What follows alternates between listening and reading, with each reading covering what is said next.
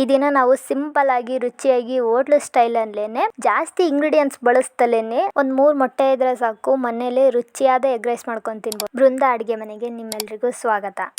ಮೊದಲಿಗೆ ನಾನು ಇಲ್ಲೊಂದು ಕ್ಯಾಪ್ಸಿಕಮ್ನ ಕಟ್ ಮಾಡಿ ಇಟ್ಕೊಂಡಿದ್ದೀನಿ. ಹಾಗೆ ಒಂದು 6 ಮೆಣಸಿನ್ಕಾಯಿನ ಕಟ್ ಮಾಡಿ ಇಟ್ಕೊಂಡಿದ್ದೀನಿ. ಟೊಮೊಟೊನ ಚಿಕ್ಕದಾಗಿ ಕಟ್ ಮಾಡಿ ಇಟ್ಕೊಂಡಿದ್ದೀನಿ. ಹಾಗೆ ಒಂದು ಈರುಳ್ಳಿನ ಸ್ಲೈಸ್ ಆಗಿ ಕಟ್ ಮಾಡಿ ಇಟ್ಕೊಂಡಿದ್ದೀನಿ. ಹಾಗೆ ಎತ್ತಿಟ್ಕೊಂಡಿದ್ದೀನಿ. ಈಗ ಶುಂಠಿ ಬೆಳ್ಳುಳ್ಳಿ ಪೇಸ್ಟ್ ಮಾಡಿ ಇಟ್ಕೊಂಡಿದ್ದೀನಿ. ನೋಡಿ, ಒಂದು ಬಾಣಲಿಗೆ ಶುಂಠಿ ಬೆಳ್ಳುಳ್ಳಿ ಪೇಸ್ಟ್ ಹಾಕಿ ಒಂದ್ 2 ನಿಮಿಷ ರೋಸ್ಟ್ ಆದ್ಮೇಲೆ ಕಟ್ ಮಾಡಿರೋ ಮೆಣಸಿನ್ಕಾಯಿ ಹಾಕಿ ರೋಸ್ಟ್ ಮಾಡಬೇಕು. ಅದಾದ್ಮೇಲೆ ಈಗ ಕಟ್ ಮಾಡಿರೋ ಕ್ಯಾಪ್ಸಿಕಮ್ನ ಹಾಕಿದಾದ್ಮೇಲೆ ಅದ್ರ ಜೊತೆಗೆ ಈರುಳ್ಳಿನ ಹಾಕಿ ಎಲ್ಲ ಚೆನ್ನಾಗಿ ಫ್ರೈ ಮಾಡ್ಕೊಂತಿದ್ದೀನಿ. ಇದು ಗೋಲ್ಡನ್ ಎಲ್ಲೋ ಬರಬೇಕು. ಆ ತರ ಫ್ರೈ ಆದ್ಮೇಲೆ ಕಟ್ ಮಾಡಿರೋ ಟೊಮೆಟೊ ಹಾಕಿ ಸೈಡ್ಸ್ ಅಲ್ಲೆಲ್ಲ ಎಣ್ಣೆ ಬಿಟ್ಕೊಬೇಕು. ಆ ತರ ಫ್ರೈ ಆದ್ಮೇಲೆ ಇದಕ್ಕೆ ಸ್ವಲ್ಪ ಉಪ್ಪು ಹಾಕಂತಿದ್ದೀನಿ. ಒಂದ್ 3 ಮೊಟ್ಟೆನ ಒಡೆದಾಕೊಂಡಿದ್ದೀನಿ. ಇದಕ್ಕೆ ಆ ಮೊಟ್ಟೆ ಒಡೆದಾಕಿದ ತಕ್ಷಣ ಹಂಗೆ ಮಿಕ್ಸ್ ಮಾಡಬಾರ್ದು. ಒಂದ್ 2 ನಿಮಿಷ ಬಿಡ್ಬೇಕು. ಬಿಟ್ಟಾದ್ಮೇಲೆ ಈ ತರ ಹಿಂಗೆ ಕೆಳಗಡೆ ಸೈಡ್ಸ್ ಎಲ್ಲ ಇದನ್ನ ಒಂದ್ 2 ನಿಮಿಷ ಹಿಂಗೆ ಬಿಡಿಸ್ಕೊಬೇಕು. ಬಿಡಿಸ್ಕೊಂಡಾದ್ಮೇಲೆ ಈ ಮೊಟ್ಟೆನ ಒಂದ್ 10 ನಿಮಿಷ ಫ್ರೈ ಮಾಡ್ಕೊಬೇಕು.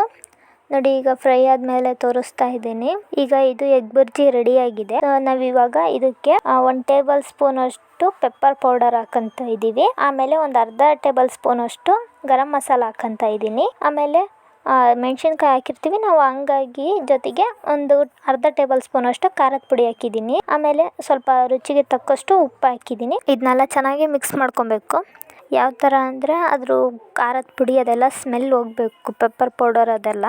ಅದಾದಮೇಲೆ ಅನ್ನ ಹಾಕಿದ್ಮೇಲೂ ನಾವು ಸ್ವಲ್ಪ ಖಾರದ ಪುಡಿ, ಪೆಪ್ಪರ್ ಪೌಡರು, ಉಪ್ಪು, ಗರಂ ಮಸಾಲ ಮತ್ತು ಕೊತ್ತಂಬರಿ ಸೊಪ್ಪು ಇದೆಲ್ಲದನ್ನು ಮತ್ತೆ ಮೇಲ್ಗಡೆ ಎಕ್ಸ್ಟ್ರಾ ಕೂಡ ಹಾಕ್ಕೊಳ್ಬೇಕು. ಹಾಕ್ಕೊಂಡು ಅದನ್ನೆಲ್ಲ ಚೆನ್ನಾಗಿ ಮಿಕ್ಸ್ ಮಾಡ್ಕೊಂಡಾದ್ಮೇಲೆ ತೋರಿಸ್ತಾ ಇದ್ದೀನಿ. ನೋಡಿ, ಎಷ್ಟು ಸಿಂಪಲ್ ಆಗಿ ರುಚಿಯಾಗಿ ಎಗ್ ರೈಸ್ ರೆಡಿ ಆಗಿದೆ. ಎಗ್ ರೈಸ್ನ ಹೋಟೆಲ್ ಸ್ಟೈಲ್ ಮಾಡ್ತಿರೋದ್ರಿಂದ ಮೇಲ್ಗಡೆ ಖಾರದ ಪುಡಿ ಅದೆಲ್ಲ ಹಾಕ್ಲೇಬೇಕು. ಹಾಕಿದಾದ್ಮೇಲೆ ನಾನು ಒಂದು ಪ್ಲೇಟಿಗೆ ಸರ್ವ್ ಮಾಡಿದ್ದೀನಿ. ನೋಡಿ, ಈ ಎಗ್ ರೈಸ್ ಏನಾದರೂ ನಿಮ್ಗೆ ಇಷ್ಟ ಆಗಿದ್ರೆ ಬೃಂದ ಅಡುಗೆ ಮನೆ ಚಾನಲ್ನ ಸಬ್ಸ್ಕ್ರೈಬ್ ಮಾಡ್ಕೊಳ್ಳಿ.